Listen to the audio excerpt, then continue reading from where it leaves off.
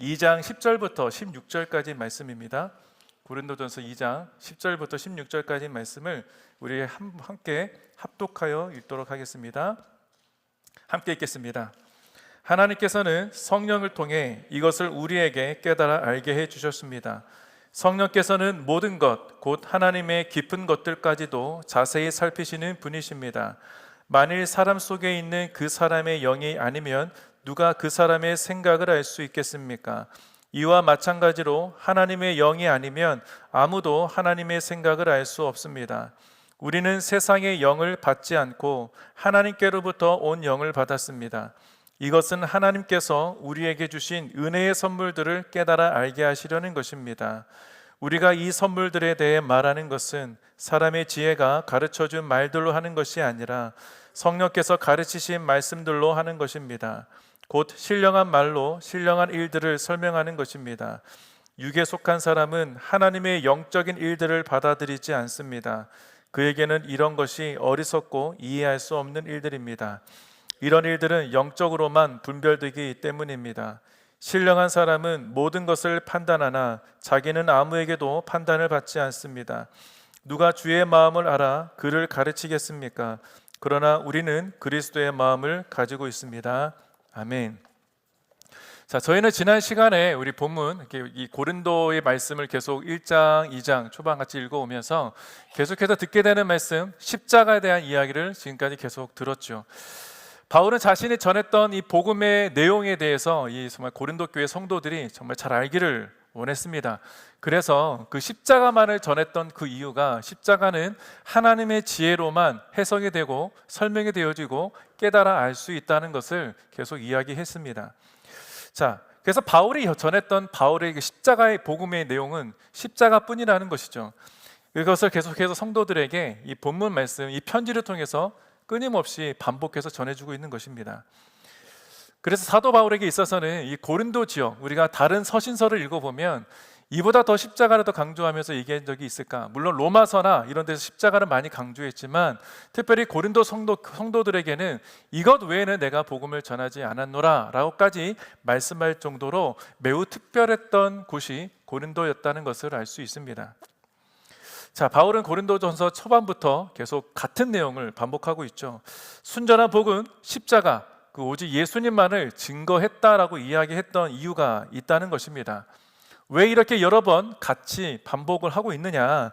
그 묵상해 보면 아마 바울이 고린도 지역을 방문하기 바로 전 아테네 지역에 잠깐 방문해서 복음을 전했던 적이 있었는데 아마 그곳에서 복음을 전할 때의 그런 경험이 있었기 때문에 그 반복한 것은 아닐까라는 생각을 해보았습니다. 자, 그리스 아테네는 아마 아시는 분은 아시겠지만 그곳은 매우 철학이 발달했던 곳이죠. 고린도 지역도 그리스 안에 포함되어 있기 때문에 이 아테네에서 발생했던 그 그리스 철학들이 다 전파되었을 것입니다. 아테네는 새로운 지식의 출발지였고 새로운 철학이 매우 많이 나타났던 곳이 아닙니까?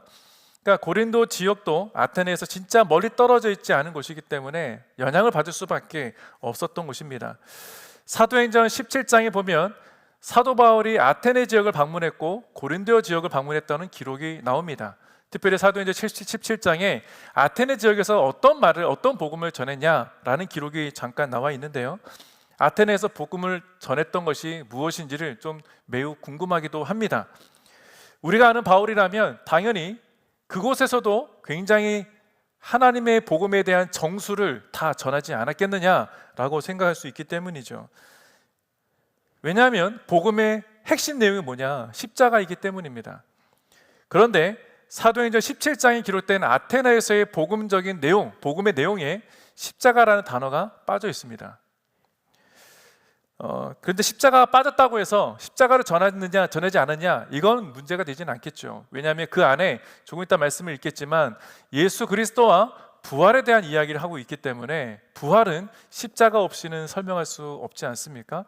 분명히 말씀을 전했을 것이다고 우리가 생각을 하지만 성경에는 그 단어는 나타나지는 않는다는 겁니다. 그래서 바울의 입장에서 이 아테네 사람들을 만났을 때 그들에게 복음을 전하는 내용들이 혹은 바울이 아테네 사람들을 바라보는 시선이 어떠했겠느냐라는 것을 조금 궁금하기도 하죠. 그래서 사도행전 17장 18절부터 20절까지 말씀에 그 내용이 조금 나와 있습니다. 사도행전 17장 18절 20절 말씀을 제가 읽어드리겠습니다. 에피쿠로스 철학자들과 스토아 철학자들도 바울과 변론을 했습니다. 그 가운데 몇 사람이 물었습니다. 이 말쟁이가 무슨 말을 하려는 것인가? 또 다른 사람들은 그가 외국의 다른 신들을 전하는 사람인가 보다 라고 했습니다. 그들이 이렇게 말한 것은 바울이 예수와 그 부활에 대한 복음을 전하고 있었기 때문입니다. 그때 그들은 바울을 붙들어 아레오바고 광장으로 데려가 말했습니다. 당신이 소개하고 있는 이 새로운 가르침에 대해 우리가 알 수 있겠습니까? 당신이 우리 귀에 생소한 것들을 전하니 우리가 그 뜻을 좀 알고 싶습니다. 자, 바울이 전한 이 내용이 뭐였다고요? 예수와 부활이란 관한 내용이었다고 말합니다. 그러니까 당연히 부활을 이야기하니까 조금 전에 말씀드렸지만 십자가를 전하지 않고서는 부활을 이야기할 수 없잖아요. 십자가에서 죽으셨기 때문이죠. 사도행전을 기록한 누가라는 이 인물은 바울이 전한 복음의 내용을 다 기록하지는 않았을 겁니다. 그렇기 때문에 십자가를 직접적으로 언급한 것은 아니지만 의미적으로 십자가를 언급했을 것이라는 기록은 어렴풋이 알 수는 있습니다. 다만 바울이 복음을 전하러 다녔던 모든 지역, 그러니까 바울이 지나다닐 때마다 복음을 전할 때마다 정말 수많은 사람들, 수많은 회심자들이 예수 앞으로 나왔던, 복음 앞으로 나왔던 그 흔적들이 많이 있는데 유독 아테네 지역에서는 수많은 사람들이 예수를 믿었다라는 기록보다는 조금 뜨뜻미지근한 반응처럼 보이는 것이 아테네였다는 거예요. 왜냐하면 그 사도행전 17장 34절 말씀에 보면 이런 말씀이 있습니다. 그때 몇 사람들은 바울을 따르며 믿게 됐습니다. 그 가운데 디오누시오라는 아레오바고 의회원과 다말이라는 여인과 그 외에 몇 사람이 더 있었습니다. 생각보다 매우 적은 인원이 예수를 믿었던 것처럼 기록하고 있기 때문이죠. 물론 한 사람이 예수를 믿는 것, 그 한 사람이 천하보다 귀하기 때문에 그 복잡한 철학의 도시인 아테네에서 그 몇 사람이 복음을 듣고 나왔다는 것도 매우 귀하고 소중한 존재는 맞습니다. 하지만 복음의 내용과 질이 얼마나 중요한지를 좀 깨달을 수 있는 본문이기도 하지요. 아테네 사람들은요, 새로운 지식을 추구했던 도시라고 말씀드리지 않았습니까? 그러다 보니까 바울이 전했던 이 복음의 내용이 그들에게는 매우 새로운 신선한 지식이었다는 것이죠. 그래서 바울을 단위에 세웁니다. 십자가가 하나님의 능력이 된다는 그 역설적인 설명을 분명히 했을 거예요. 복음을 전할 수 있는 기회였을 겁니다. 그런데 혹 만약에 그가 십자가를 전하지 않았더라면 그 복음의 내용이 실패한 것 아니겠습니까? 왜 성경에는 누가가 그걸 기록하지 않았을까? 저는 천국 가면 제일 먼저 만나볼 사람이 누가하고 바울이에요. 왜 그랬냐? 성경에 왜 이렇게 기록했습니까? 분명히 전했겠죠. 근데 제가 한국에 있을 때 어떤 사람에게 복음을 전했던 기억이 있습니다. 그 경험상 아마 바울도 그러지 않았을까라는 그냥 제 생각이에요. 성경학자는 그렇게 얘기하지 않습니다. 바울은 십자가를 다 전했다고 얘기하지만 저는 이 말씀을 읽으면서 혹 만약에 그러지 않았더라면 실패했겠구나, 제가 그런 경험했기 때문이에요. 한국에 있을 때 죽음을 앞두신 믿지 않은 분에게 복음을 전하러 간 적이 있었습니다. 세례까지 베풀 수 있기를 원하는 그 가족들의 요청에 의해서 제가 병원을 방문한 적이 있어요. 병실에서 그분에게 복음을 전했습니다. 그 복음이라고 하면 빠지지 말아야 될 게 십자가라고 말씀드렸잖아요. 근데 이상하게 그날따라 제가 십자가를 쏙 빼고 복음을 전했단 말이에요. 십자가를 쏙 빼고 알맹이를 진짜 빼고 전했던 게 예수 그리스도 그리고 하나님의 나라. 그러니까 이제 곧 돌아가실 거니까 하나님 천국에 대한 소망만 줘야겠다는 그런 마음이 있었던 것 같아요. 정말 그날따라 알 수 없게 제대로 십자가와 죄인됨의 고백과 내가 고백을 해야 되니까 시인을 해야 되는데 그것조차도 제가 전하지 못했던 것을 발견했습니다. 그러니까 그걸 깨닫기 전에 그분이 저에게 이렇게 먼저 말씀을 하셨어요. 저에게 목사라 얘기하지 않고 선생님, 그래서 이런 얘기했습니다. 당신이 말한 예수가 나와 무슨 상관입니까? 그러니까 제가 좀 깜짝 놀랐어요. 이제 곧 이제 곧 몇 시간이면 돌아가실 분이신데 임종이 다가오시고 죽음 앞에 계신 분들은 대부분 마음이 연약해지거든요. 연약해진 상태에서는 어떠한 말을 들어도 그게 내가 받아들일 수밖에 없는 그런 연약한 상태가 됩니다. 근데 그분의 이 말, 도대체 당신이 전한 예수가 나랑 무슨 상관이냐, 저 되게 충격받았어요.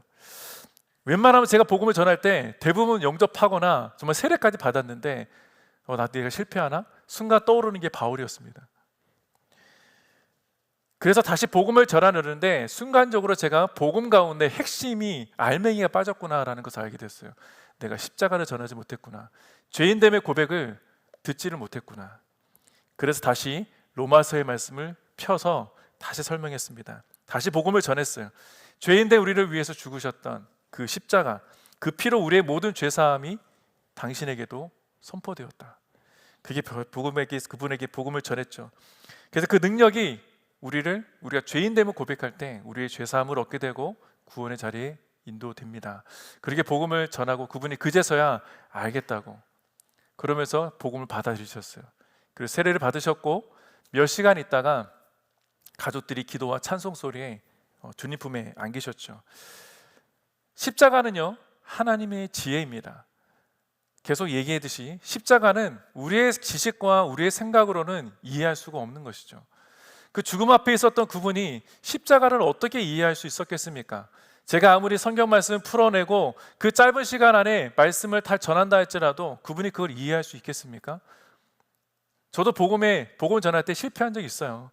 당장 지금 돌아가시지는 않았지만 당장 그 복음이 필요한 자에게 복음을 전했을 때 그 당신이 전하고자 하는 그 십자가가 나랑 무슨 상관입니까? 내가 예수를 영접하는 것이 당신에게 좋은 겁니까? 이렇게 얘기하신 분도 많이 있었습니다. 거부하신 분도 있었죠. 제가 중환자실까지 가가지고 복음을 전하고 쫓겨난 적도 있어요. 가족들 가운데 불교 신자도 많이 있었고 가족 가운데 한 분만 예수를 믿었는데 복음을 전해달라고 한 분이 저를 초청해서 갔는데 전 들어가지도 못했습니다. 문전박대를 받고 그 앞에 가족들 앞에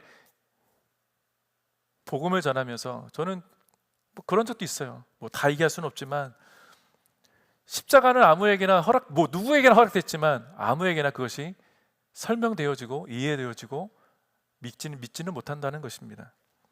십자가는 그래서 성령님을 통해서만이 하나님의 능력됨을 깨달을 수 있다는 것이죠. 그렇기 때문에 그 십자가를 믿지 않는 이에게는 망하는 것이지만 믿는 우리들에게는 승리라고 선언하고 있는 것입니다. 자, 이것 10절이 말하고자 하는 것이죠. 오늘 본문 10절로 돌아와서 10절 말씀을 보겠습니다. 하나님께서는 성령을 통해 이것을 우리에게 깨달아 알게 해주셨습니다. 성령께서는 모든 것, 곧 하나님의 깊은 것들까지도 자세히 살피시는 분이십니다. 아멘. 자, 성령 없이는 십자가가 우리에게 구원을 주시는 하나님의 능력이 된다는 것을 우리가 알 수 없다는 것입니다. 이것을 깨닫기 위해서는 먼저 우리의 마음을 열어야 돼요. 우리의 마음을 열어야 됩니다. 우리의 영도 열려야 하는 것입니다. 열어주시는 분이 성령님이시라고 성경은 이야기하죠. 그럼 내가 스스로 문을 연다고 해서 열리느냐? 그렇지 않다는 것 아니겠습니까? 우리 안에서 역사하시는 성령님께서 여러분의 마음을 열어주셔야 되고 여러분의 눈과 영을 열어주셔야 성경에 이르된 십자가와 그 복음이 다 이해되어진다는 것입니다. 십자가 복음의 구원의 능력, 그것을 우리가 알고 있는 지식적으로 해석할 수 없다면 우리는 성경으로 돌아와야 하는 것이죠. 우리는 하나님께 돌아와서 주님께 그것을 물어야 하지 않겠습니까? 다른 데 가서 십자가가 무엇인지 해석해내고 연구한다고 해서 그것이 알아지는 것이냐 깨달아지는 것이냐, 그렇지 않다는 것이죠. 성령은요, 그래서 모든 것, 곧 하나님의 모든 것들까지도 통달하셨다, 다 아신다고 말씀하시는 이유가 바로 거기에 있습니다. 우리가 성령님을 간구하고 성령님의 은혜를 구하고 성령님의 충만하심을 간절하게 구한다면 하나님의 말씀을 읽을 때마다, 우리 인생을 해석할 때마다 그것이 이해되어진다는 것 아니겠습니까? 그래서 우리들은 세상을 살면서 하나님의 뜻이 우리 인생 가운데 어디 있습니까? 라는 그 질문 속에 성령님을 구해야 하는 것이죠. 성령님의 도우심을 간구해야 하는 것입니다. 성령님을 통해서 하나님 아버지의 뜻을 헤아릴 수 있고 분별할 수 있기 때문입니다. 자, 계속해서 11절 12절 말씀을 보겠습니다. 이것이 증명하고 있기 때문이죠. 만일 사람 속에 있는 그 사람의 영이 아니면 누가 그 사람의 생각을 알 수 있겠습니까? 이와 마찬가지로 하나님의 영이 아니면 아무도 하나님의 생각을 알 수 없습니다. 우리는 세상의 영을 받지 않고 하나님께로부터 온 영을 받았습니다. 이것은 하나님께서 우리에게 주신 은혜의 선물들을 깨달아 알게 하시려는 것입니다. 아멘. 자, 사도 바울은요, 성령의 존재에 대해서 매우 명쾌하게 설명하고 있지 않습니까? 저랑 여러분이 굉장히 친한 관계라 할지라도 여러분이 제 속을 아십니까? 저도 여러분의 속을 잘 몰라요. 그냥 그럴 것이다 판단을 할 수 있겠죠. 아마 저 사람은 저럴 거야. 아무리 친한 친구라 할지라도 물론 그럴 수 있죠. 야, 너 나랑 산 지가 30년 넘었는데 아직도 나를 몰라? 얘기할 수 있을 것 같아요. 여러분, 부부가 30년, 50년 산다고 해서 그 속을 알겠습니까? 생각보다 쉽게 알지 못합니다. 그냥 그렇겠지, 그럴 거야 라는 짐작을 할 뿐이죠. 물론 어느 정도는 성향은 좀 알 수 있을 것 같아요. 성품은 잘 알 수 있지만 아무리 오래 산다 할지라도 잘 이해할 수가 없어요. 오히려 내가 이럴 거야 라고 판단하는 순간 오해가 더 커질 때가 많이 있더라는 것이죠. 저도 안내와 산 지가 벌써 20년이 넘어갑니다. 20년 동안, 20년 이상 매일 같은 공간에서 같이 잠을 자고 같이 대화를 하고 그렇게 수많은 시간을 다 보냈지만 여전히 제 아내가 어떤 생각을 하고 있는지 잘 모를 때가 많이 있더라는 것이죠. 그래서 저는 요즘도 아내의 새로운 것을 배웁니다. 그래서 되게 신선해요. 매일매일. 저만 그러나요? 아직 결혼 거의 다 안 하셨으니까 잘 모를 수 있겠지만 그런 속담이 있지 않습니까? 10개의 속은 알아도 1개의 사람 속은 모른다. 진짜 모르는 것 같아요. 그 속에 있는 말을 하지 않고서는, 여러분 속에 있는 말을 하지 않고서는 그 속을 알 수 없다는 것 아니겠어요? 그러니까 그렇다면 하나님의 뜻을 알고자 한다면 하나님이 말씀하셔야지. 하나님이 우리에게 그 속을 보여주셔야 하는 것 아니겠습니까? 근데 성경은 이야기하잖아요. 하나님 속을 아는 자가 있다. 그가 성령님이시라는 거예요. 그 여러분의 삶의 뜻을 이해하고 알기 위해서는 누가 필요하냐? 해답은 분명하죠. 성령님이 필요한 겁니다. 성령 없이는 우리는 한시도 살아갈 수 없다는 것이죠. 여러분 인생의 앞의 길을 아는 사람이 누가 있겠습니까? 앞길을 알기 위해서 점집을 찾아가기도 하여. 그러나 우리에게는 유일하게 우리의 삶의 마침표까지 아시는 분이 하나님이시기 때문에 우리는 성령님을 통해서만이 우리의 삶을 인도함 받는다는 것을 믿고 따르고 이 자리에 있는 것 아니겠습니까? 그러니까 다른 곳에서 구하고 간구할 필요가 없다는 거예요. 사도 바울은요, 이것을 우리가 알기를 원했던 것입니다. 성경은요, 하나님의 영을 통해서, 그 성령을 통해서만이 하나님의 생각을 알 수 있다고 말하죠. 가만히 여러분의 삶을 돌아보십시오. 돌아보시면 여러분의 인생의 길들을 갈 때 여러 갈래길이 있었을 것입니다. 그 가운데 순간 판단이 필요했고 선택이 필요했던 수많은 시간들이 있었을 거예요. 그럴 때마다 이 성령님을, 하나님께서 우리에게 믿음을 보시고 성령님을 통해서 길을 인도하셨을 때도 있을 것이고, 혹은 지금 당장 필요하기 때문에 지금 내가 선택했던 내 지식과 내 경험에 의해서 선택했던 길들도 있지 않았겠습니까? 어떤 길을 가야 가장 현명한 길일지 잘 모를 때가 많이 있죠. 저도 가끔 저희 부모님, 예전에 저희 부모님께 저희 부모님께 제가 앞에 가야 될 길을 미리 걸어가셨던 분이시니까 물어봐야 되는데 묻지 못할 때가 너무 많이 있었습니다. 제가 언젠가 말씀드렸잖아요. 제가 미국 올 때 저희 아버지께 처음 찾아갔다고. 제 40년 이상 평생에 아버지를 찾아가서 처음으로 아버지의 판단을 구했던 게 딱 한 번이었다고 말씀드리지 않았습니까? 여러분의 기도는 어떠냐는 거예요. 우리가 성령을 통해서 하나님의 뜻을 안다고 말은 하지만 정말 정작 내가 가야 될 하나님 앞에 가야 될 그 자리를 찾지 못하고 가지 못할 때가 얼마나 많이 있겠냐라는 것 아니겠습니까? 선택의 기로에 설 때 얼마나 답답해요. 저도 답답합니다. 당연히 가장 좋은 길, 가장 안전한 길, 가장 옳은 길로 가고 싶죠. 그게 우리들의 마음입니다. 그래서 잘못된 선택을 하는 것을 두려워할 수밖에 없는 것이죠. 제가 미국에 올 때 제 자녀들이 어떻게 될지 저는 생각도 안 했어요. 그냥 저 하나 때문에 저만 바라보고 그냥 따라와 했었던 기억이 납니다.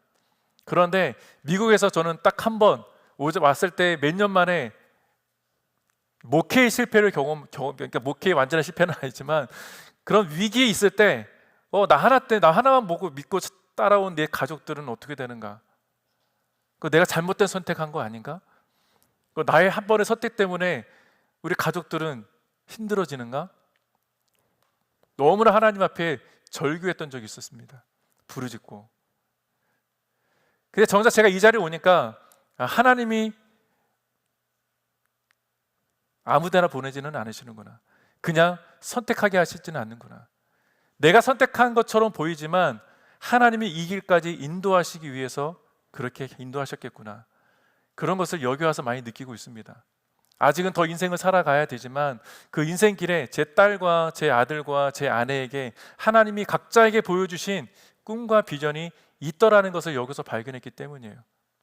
하나 예를 들면, 자꾸 제 딸 얘기한다고 제 딸이 되게 싫어해서 정말 좀 이 영상 안 보길 바라는데 제 딸이 보스턴 올 때, 뉴저지에서 보스턴 올 때 그런 얘기를 했다고 저에게 며칠 전에 고백을 해요. 아마 아직 이해했던 것 같긴 한데, 아빠, 내가 하나님 앞에 기도했던 게 뭐냐면, 하나님이 보스턴으로 우리를 보내주신다면 내가 노래할 거야. 이게 지금 성악가 붙었잖아요. 그래서 제 딸이 며칠 전에 저한테 하나님이 내 기도에 응답해 주셨다고, 우리 가족을 이곳에 인도하신 증거가 이 하나 아니겠냐. 저에게 그 얘기를 해줬던 거예요. 그러니까 성령님은요, 늘 언제나 우리가 그냥 가는 것처럼 보이지만 한 번도 우리를 외나무 다리에 그냥 놔두시는 분은 아니시다라는 것을 발견하게 됩니다. 잘못된 선택을 해서 쉽게 갈 수 있는 길처럼 보일 때가 있죠. 그 잘못된 길 선택해서 좀 멀리 돌아가고 싶지 않은 그런 마음들이 우리의 마음에 있기 때문에 여러분 잊지 마십시오. 우리 앞에 계신 그 성령님이 계시다는 것. 그래서 우리는 갈 바를 알지 몰라서 갈팡질팡하는 것이 아니라 우리의 갈 길을 이미 예비하신 하나님이 계시기 때문에 성령님을 의지하고 그 기도의 자리를 나아가야 할 줄로 믿습니다. 제가 말씀드리지 않습니까? 기도하지 않으면 아무 일도 일어나지 않아요. 기도해야 일이 일어납니다. 기도해야 하나님의 마음을 알게 되는 것이고, 기도해야 성령님께서 그 길을 밝히 보여주시기 때문이죠. 특히 하나님의 뜻이 무엇인지를 분별하고 싶을 때 왜 답답해지는가? 하나님 앞에 간구하지 않았기 때문일지도 모릅니다. 혹은 간구했음에도 불구하고 여전히 모른다면 정말 진정으로 우리 아까 진심을 담아 주님 앞에 진심으로 하나님 앞에 구하지 않았기 때문일지도 모른다는 것이죠. 바울은요, 성령을 통해 모든 인생의 걸어갈 때 하나님의 뜻과 생각을 깨달아 알 수 있다라고 성경에서 분명히 이야기하고 있습니다. 자, 이어서 13절 14절 말씀을 볼게요. 우리가 이 선물들에 대해 말하는 것은 사람의 지혜가 가르쳐준 말들로 하는 것이 아니라 성령께서 주신 은혜의 선물들을 깨달아 알게 하시려는 것입니다. 육에 속한 사람은 하나님의 영적인 일들을 받아들이지 않습니다. 그에게 이런 것이 어리석고 이해할 수 없는 일들입니다. 이런 일들은 영적으로만 분별되기 때문입니다. 자, 바울이 분명히 이야기합니다. 우리 인생의 모든 것들, 이해되지 않은 모든 사건들이나 그런 모든 사연들도 성령을 통해서 이해될 수 있다라고 이야기하고 있는 것이죠. 그렇기 때문에 바울은 자신이 배운 지식, 그리고 자신이 알고 있던 모든 그 사람의 지혜가 다 배설물처럼 여겼다고 말씀하신 이유를 이제 좀 찾을 수 있는 것 같아요. 하나님의 말씀을 가르치고 양육할 때 내 지식, 내 경험, 내가 알고 있는 것들을 전한다면 그것은 사람의 언어라고 이야기하는 것이죠. 그러나 사람의 언어로 십자가를 설명하면 십자가는 단순하게, 그렇지, 예수가 못 박혀 죽은 곳, 그래, 나를 위해서 주님이 십자가 못 박혔나? 그냥 그걸로만 끝난다는 거예요. 내가 경험한 것이 아니라 다른 사람이 경험한 그 십자가를 아는 것이죠. 그런데 성령을 통해서 이 하나님의 말씀을 여러분에게 가르치고 양육했다면, 하나님의 마음으로 강육했다면 여러분의 마음에도 그 뜨거움이 전달되지 않겠습니까? 그 뜨거움으로 십자가를 이해하게 되는 것이죠. 오직 하나님의 영, 성령이 아니고서는 하나님의 지혜를 그 누가 설명할 수 있으며 이해할 수 있겠느냐는 거예요. 그래서 세상을 바라볼 때 우리는 성령님을 통해서 바라봐야 합니다. 저는 그래서 성령님을 통해 바라보는 것을 안경이라고 표현을 씁니다. 우리는 성령님이라는 안경을 끼고 바라보지 않으면 그저 여러분의 경험, 세상의 논리대로 세상을 바라볼 수밖에 없게 된다는 거예요. 여러분의 논리로, 여러분의 지식적인 것들로 세상을 바라보면 어떻습니까? 답답하죠. 왜 하나님 가만히 계십니까? 라는 그런 말만 하지 않겠습니까? 그냥 그곳에 답답하고 갑갑한 사람으로 머무는 사람이 될 것입니다. 그러나 성령님이라는 안경을 끼고 세상을 바라보면 하나님의 시선으로 세상은 해석이 되어지는 것입니다. 그 안에서 하나님께서 역사하시고 하나님이 일하시는 것들을 발견하기 때문이죠. 또 성령의 안경을 쓰면 전에는 미워했던 사람들, 묘했던 모든 것들이, 이해되지 않았던 것들도 사랑하게 되고 이해되어지더라는 것입니다. 그래서 성령의 지혜는 똑같은 사건을 앞에 두고서도 다르게 바라볼 수 있게 해주신다는 거예요. 내 시선으로 바라보면 이해가 안 되고 말도 안 되는 것 같지만 성령의 시선으로 바라보면 그렇게 되는구나, 하나님이 이것을 위해서 열어주셨구나 라는 것으로 언어가 바뀌게 되는 것이죠. 자, 생각해 보십시오. 몇 주 동안 우리는 십자가라는 말씀을 지금까지 들었어요. 아마 이제는 여러분 십자가를 대하는 여러분들의 마음이 이전과는 조금 달라졌을 거라 저는 믿습니다. 만약 그렇지 않다면 제 책임이지만 분명히 달라졌으라 믿어요. 만약 여러분들 가운데 여전히 십자가는 그저 저주고 수치다, 그냥 예수라는 사람이, 예수라는 인간이 십자가 못 박혀 죽었던 그냥 십자가의 형틀, 사용 도구였다라고만 그렇게 생각하고 말한다면 여러분은 지금도 육에 속한 사람이라고 말할 수 있는 것이죠. 육에 속한 사람인지를 어느 정도 판단할 수 있는 기준이 바로 오늘 본문 말씀에 기록되어 있기 때문입니다. 바울이 얘기하지 않습니까? 육에 속한 사람은 하나님의 영적인 일들을 받아들이지 않는다. 육에 속한 사람은 다시 말해서 믿음이 연약한 사람이라고 말할 수도 있을 겁니다. 믿음이 연약한 사람이 있을 수 있어요. 믿음 생활을 20년, 30년 한다 할지라도 연약할 수 있다라는 겁니다. 그래서 본문에서 이제 세상의 영과 하나님께 속한 영, 온 영을 구분하고 있듯이 육에 속한 사람, 성령에 속한 사람이 있다는 것을 이야기합니다. 그래서 십자가를 이해하기 위해서 성령의 지혜가 필요하다고 이미 말씀드렸던 것처럼 같은 맥락이에요. 육에 속한 사람은 세상에 속한 사람이기 때문에 세상의 지혜로 교회를 바라봅니다. 세상의 지혜로 이 성경을 해석하려 한다는 것이죠. 세상의 지혜로 교회 안에서 공동체를 이해하려고 하고 성도 간의 교제를 하려고 하는 사람이 육에 속한 사람들이라는 것이죠. 그렇다면 소통이 되겠습니까?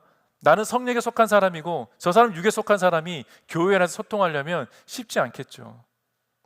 요즘은 AI 통역기가 나왔더라고요. AI로 바로 귀에 대고 이렇게 말하면 영어 들리고 한국말로 들리고 실시간 통역이 된다고 합니다. 그렇지만 여전히 소통이 안 되는 민족들이 많이 있습니다. 왜일까요? 전 세계 언어 중에 정말 전 세계 언어가 지금 규정되게 약 7,100개의 언어가 있다고 합니다.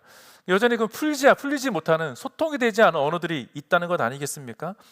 자, 이렇게 다양한 언어, 다양한 민족들이 모여서 대화를 한다면 이해가 되겠냐는 거예요. 소통이 안 되겠죠. 서로 이해하는 것은 쉬운 일이 아닙니다. 하물며 세상의 언어로 하나님의 언어를 어떻게 이해할 수 있겠냐라는 것 아니겠습니까? 그러니까 우리가 성경을 읽을 때 이 성경은 하나님께서 우리에게 주신 사랑의 편지라고 얘기하는데 하늘의 언어로 쓰여진 거예요. 하늘의 언어로 쓰여졌는데 그 하늘의 언어가 완벽하게 우리가 다 이해할 수 만큼 다 펼쳐져서 기록했느냐? 또 그렇지도 않다는 겁니다. 그런데 우리가 이해할 수 있을 만큼의 지식적인 언어로 기록된 것이 성경 66권이에요. 하나님이 저와 여러분과 소통하기 원하신다는 건 아니겠습니까? 가장 쉬운 언어로 기록해 놓았기 때문이죠. 그런데 이 말씀을 읽지 않는다면 우리는 하나님을 이해할 수가 없어요. 여러분의 삶도 이해할 수가 없습니다. 신령한 것은 무엇입니까? 신령한 말이란 것도 무엇입니까? 바울이 얘기해요. 신령한 것은 신령한 것으로만 해석할 수 있다고, 들을 수 있다고 얘기합니다. 그 신령한 것은 무엇이냐? 성령의 언어, 우리가 이해할 수 없는 언어. 신령한 것은 성령의 역사를 의미하기도 합니다. 성령의 역사는 성령을 통해서만이 이것은 하나님의 역사구나, 성령께서 일하시는 것이구나 라는 것을 알 수 있다는 것이죠. 그러므로 사람의 지혜가 하나님의 지혜보다 크겠습니까? 사람의 지식이 하나님의 지식과 견줄 수 있겠느냐라는 것이죠. 또한 여러분이 갖고 있는 지식이 하나님께서 주신 은혜의 선물들이 무엇인지를 분별할 수 있겠습니까? 이런 이치로 만약 여러분들 가운데 복음을 전하는 자가 있다면, 복음을 전하는 자가 성령께서 말하게 하심을 의지하지 않고 내가 알고 있는 지식적인 것으로 복음을 전한다면 내가 무엇을 말하는조차 모르고 전하는 것일지도 모른다는 거예요. 성령을 통해서 말하지 않으면 내가 알고 있는, 내가 경험한 그 십자가, 내가 알고 있는 복음, 내가 경험한 복음을 전하는 것이 아니라 지식적으로 쌓아진 복음을 전하는 수단밖에 되지 않는다는 겁니다. 믿음은 있지만 여전히 육에 속한 사람들, 이런 사람들이라는 것이죠. 혹시 여러분들 가운데 저는 없기를 바랍니다. 여러분들 가운데 말씀을 읽더라도 이해가 되지 않는 건 괜찮아요. 이해가 되지 않더라도 정말 저는 성령을 통해서 말씀을 이해하고 말씀을 들으려 하고 말씀 앞에 나아가려 하고, 저는 그런 삶을 여러분들이 살아내기를 축복합니다. 다음 주에 우리 살펴보겠지만, 다음 주에 우리는 육에 속한 사람들이 어떤 사람인지를 함께 나누게 될 겁니다. 육에 속한 형제들, 우리가 고린도전서 1장에서 나누었던 분열되고 분쟁했던 사람들, 그런 사람들을 육에 속한 형제들이라고 이야기하고 있기 때문이죠. 그러나 반대로 성령에 속한 사람들은 그럼 누구냐라는 것 아니겠습니까? 성령께서 깨닫게 하시는 은혜로 십자가를 바라보게 하는 사람들, 그 사람들은 성령에 속한 사람들이라고 이야기합니다. 왜냐하면 성령에 속한 사람들은 그 안에, 십자가 안에 숨겨진 하나님의 은혜, 사랑, 구원의 놀라운 능력, 그런 것들을 깨달아 알게 되는 사람들이기 때문입니다. 하나님의 놀라운 사랑과 능력이 무엇인지를 성령께서 가르쳐 주시기 때문이에요. 그렇기 때문에 사도 바울은요, 교회를 흔드는 그런 세력들에 대해서 경고하고 있는 것입니다.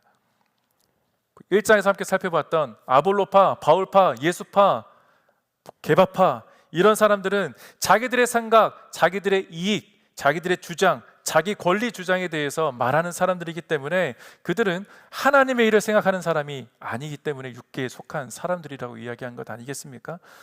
그러니까 그들에게는 아무런 능력도 없고 아무런 영적 권위도 없다는 것을 고발하고 있는 것이죠.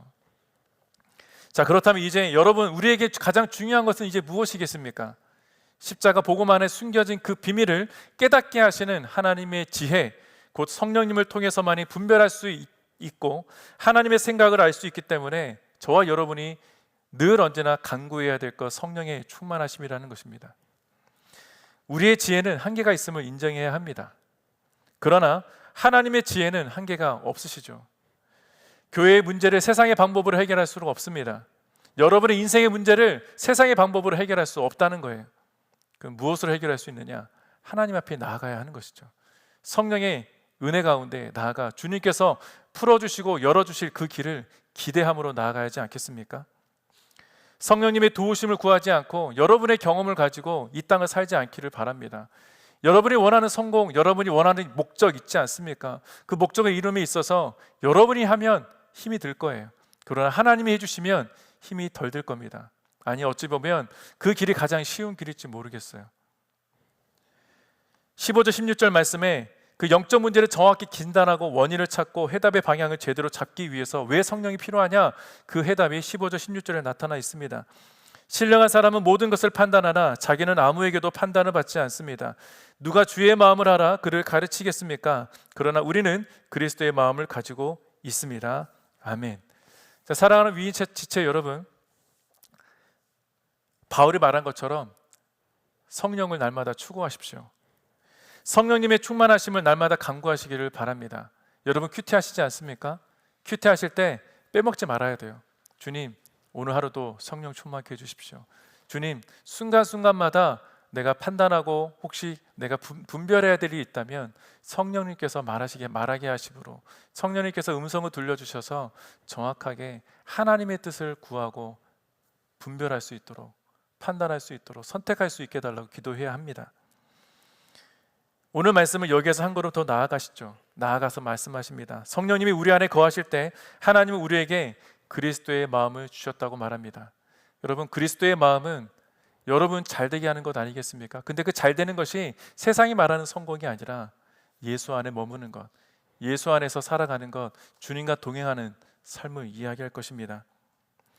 그래서 성령의 사람은요, 상황만 보는 사람이 아니에요.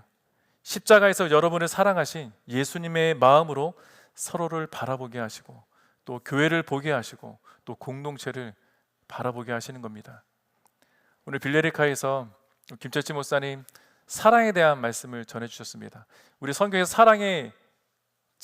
사랑의 제자를 가리켜서 요한이라고 이야기합니다. 왜냐하면 요한복음에 의하면 예수께서 사랑하시는 제자라고 하기 때문입니다. 저는 요한이 처음에는 하나님이 그렇게 사랑했던 존재라고 여겨지지 않았죠. 왜냐하면 성경에는 요한을 가리켜 우레의 아들이라고 이해하고 있기 때문입니다. 자, 우레의 아들은 마음에 열정이 있지만 굉장히 거친 사람 의미하지 않습니까? 뭔가 열정인 사람도 다른 말로 얘기하면 조금 다혈질, 좀 그런 사람들을 의미할 수도 있을 것 같아요. 근데 그 요한이 어떻게 사랑으로 변했느냐, 사랑의 사도가 되었느냐, 주님을 만났기 때문이 아니겠습니까? 처음에는 다듬어지지 않은 우리의 아들, 여전히 우리의 아들 별명이 있었지만 그가 예수를 만나고 성령의 은혜를 구하고 경험하고 점점 변해서 사랑의 사도가 되었다는 것이죠. 여러분, 우리는 계속 다듬어져 가는 인생들입니다. 성령을 통해서 하나님이 저와 여러분을 어떻게 더 만들어 가실지 모릅니다. 그렇지만 분명한 것은 저와 여러분을 하나님이 이 자리에 가만히 머물게 하시지 않는다는 거예요. 변화된 삶을 살게 해주실 겁니다. 성령의 은혜를 간구하면 여러분의 입술의 언어가 하늘의 언어로 바뀌게 될 줄로 믿습니다. 사도 바울이 한 이야기, 저와 여러분은 십자가를 경험한 사람이고 예수를 경험한 사람이고 성령을 경험한 사람 아닙니까? 그 성령 안에서 오늘 행하고 또 성령님께서 가르쳐 주시는 대로 이 땅을 살아가서 여러분과 만나게 되는 모든 사람들, 우리 특별히 먼저 교회 안에 만나게 된 우리 위인 지체들, 서로를 예수의 사랑으로 함께 사랑해주고 보듬어주고 연약한 자가 있다면 세워주는 그런 우리 위인 채플 모든 성도님 되시기를 축복합니다. 우리 함께 찬양할게요. 찬양할 때